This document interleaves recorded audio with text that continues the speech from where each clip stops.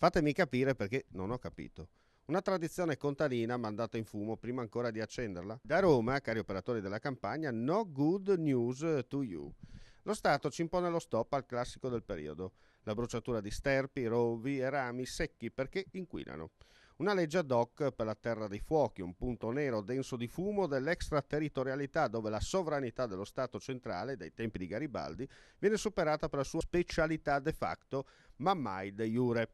Sotto il Volturno, linea Gustav, comanda un altro Stato, il famoso territorio libero D, personalizzato in base alla località prescelta, dove chi comanda si gestisce, decide e legifera in base al suo credo, infischiandosene di quello che viene ufficialmente espletato dopo iter parlamentare. Nella terra dei fuochi si continua a operare, mentre nella terra dei cachi, il Friuli, si paga con gli interessi perché colui che ha la legge dalla parte del manico non si scotta. Se a qualcuno di voi viene la sciagurata idea di bruciare le sterpaglie e i rami secchi affini, nel giro di pochi minuti si troverà il vigile, il quale, meglio di Niki Lauda, sfreccerà davanti a voi verbale e denuncia. Attenzione perché si rischia, non è uno scherzo, da un minimo di 2 a un massimo di 5 anni di galera.